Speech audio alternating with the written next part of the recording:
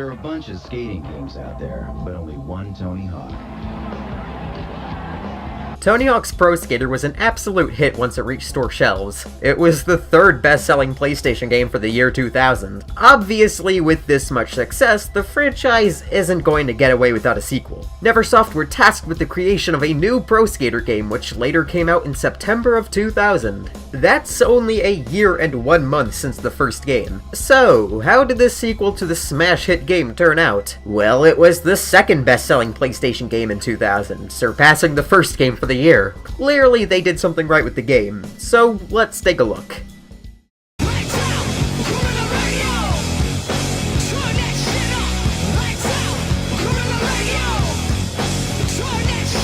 Loading up the game into the main menu, you're greeted with a stylish main menu rocking a new, original, jazzy menu theme.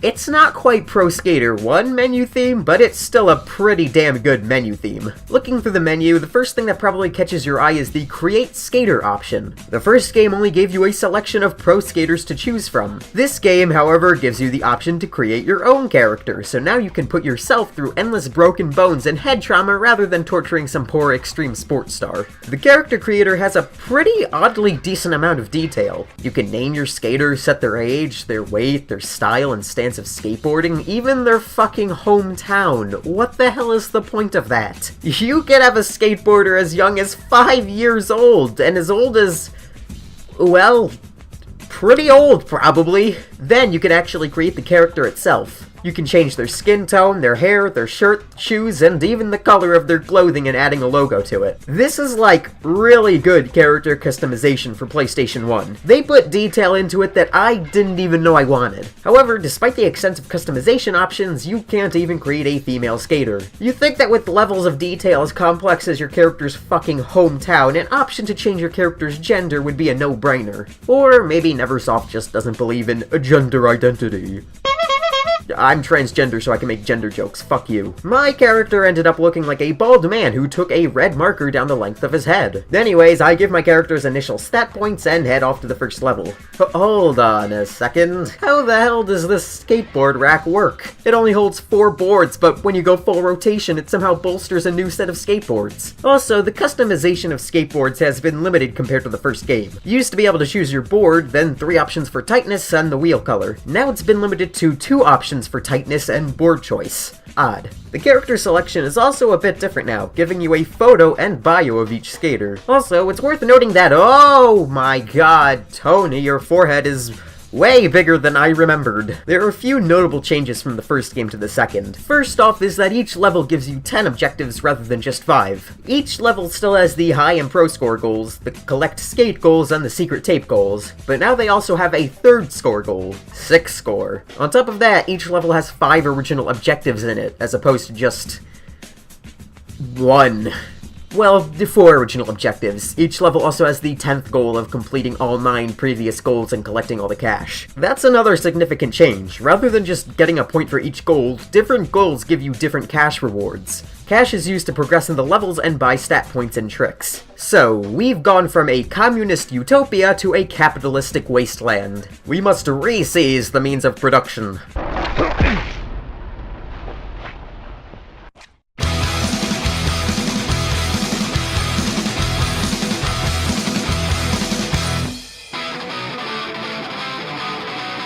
This installment has also introduced the manual, which is like grinding but on the ground, and you can move more freely. The manual pretty much opens up a whole new way to string together tricks into combos, and really opens up the game to be much more free. And hey, they even added a balance bar finally!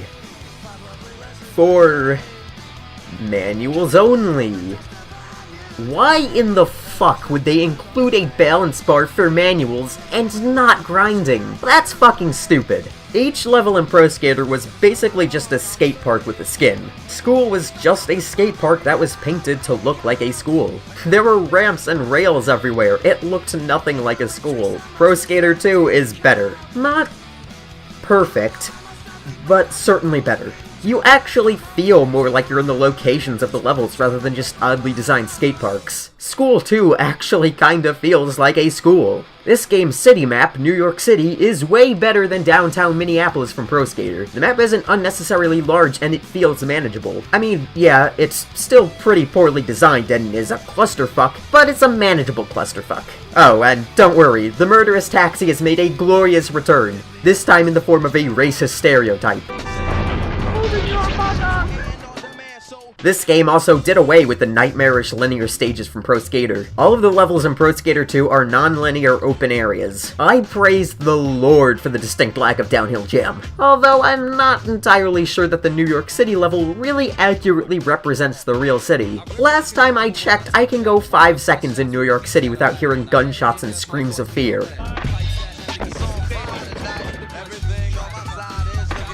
Also, how the hell do I get this A? How? I can't do it. How the hell do I... How?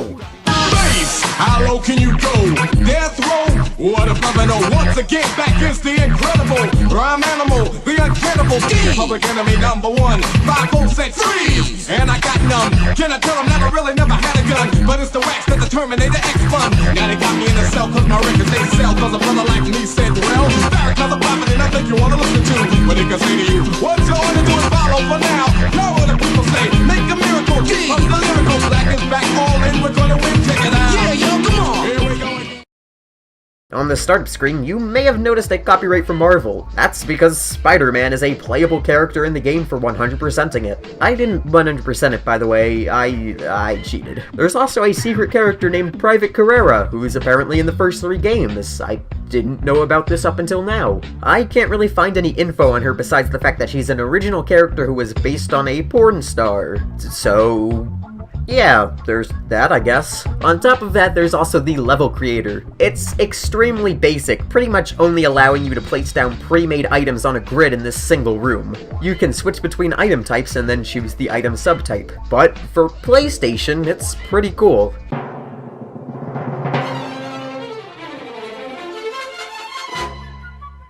Welcome to Spider-Man's Skatepark of Wonder. Here is the random grid of rails, and here is the taxi field of doom and destruction. This here is the random empty bowl in the corner. As you can see, there is nothing in it. Here is an out-of-place sign with the old Marvel logo on it. I don't know why the Marvel logo is actually on it. I didn't put it there. This is the Spike Pit of Death, where if you enter it, You will die. However, these kindly placed potted plants advise you not to enter the Spike Pit of Death. On the other hand, though, this ramp leading right into the Spike Pit of Death says otherwise. Since this game is on the same console as the first game, a lot of the issues from the first game carry over for ports to certain consoles. For instance, the Nintendo 64 port still doesn't have any live-action video. No intro video, no ending skating montage, nothing. The music, once again, is circumcised. Parts of the songs are cut or changed to help take up less space, since cartridge production is way more costly than disc production. Here are the thrill seekers, corrupt and immoral.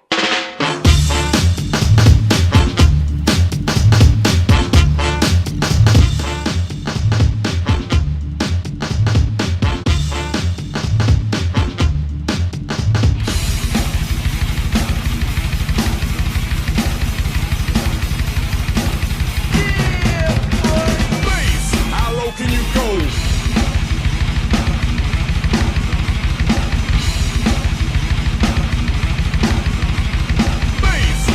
Can you go?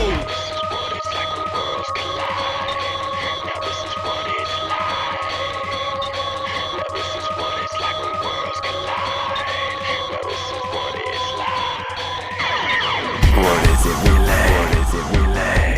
What's going on here? You got the system for total control.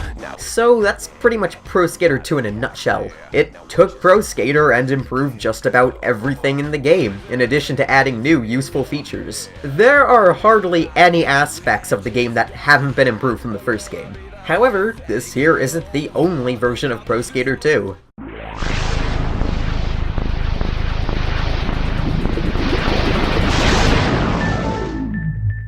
Released a little over a year later, a little less than a month before the release of the third game, Tony Hawk's Pro Skater 2X was released as an exclusive for the Microsoft Xbox.